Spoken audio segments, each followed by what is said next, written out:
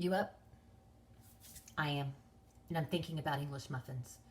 Crispy, toasty English muffins with the little pockets that the butter collects inside. Yeah, I want those. But I've never made them before, so I thought we could go on this adventure together. Let's go.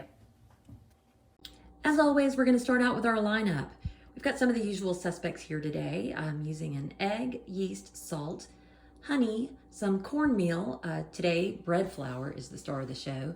And that is shelf-stable milk. I'm really bad about letting milk go bad around here, so I've started using that. You're welcome for the tip, but don't go buying it all off the shelf. We're going to start by heating our milk and honey over very low heat to about 115 degrees. Make sure that's not too hot. Mine's been going for a minute. Once we get there, we're going to stir in the yeast and let this sit for 5 minutes. I'll be back. Once your yeast is proofed, it's going to look kind of puffy. That means it's working. Then we're going to whisk in 4 tablespoons of melted butter and 1 egg. Whisking, whisking, whisking. And you know what comes next?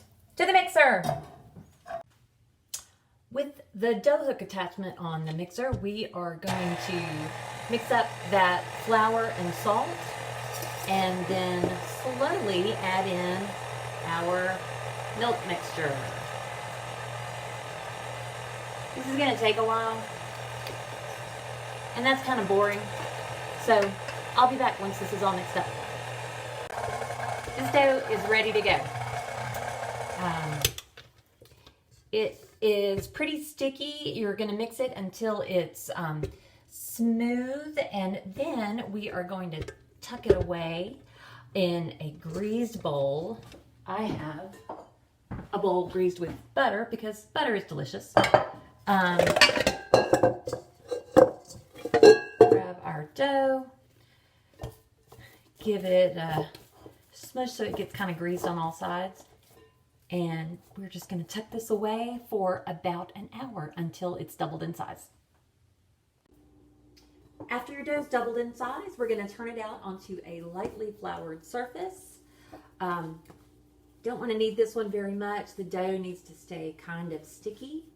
And then we will cut it up into 16 equal portions. I love my little pastry cutter here. I use it all the time.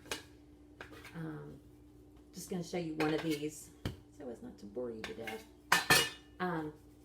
Roll it up.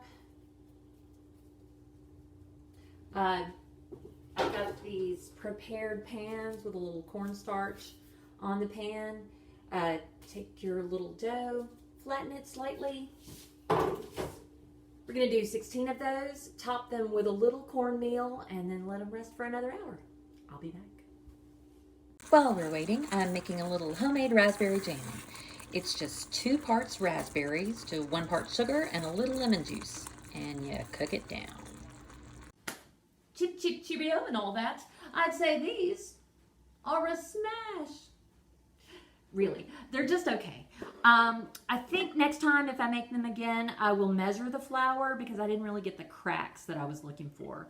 I will tell you this raspberry jam is the jam. So it was worth it for that, if nothing else. But thank you so much for watching this little experiment, and hope to have more to come. See ya. Bye.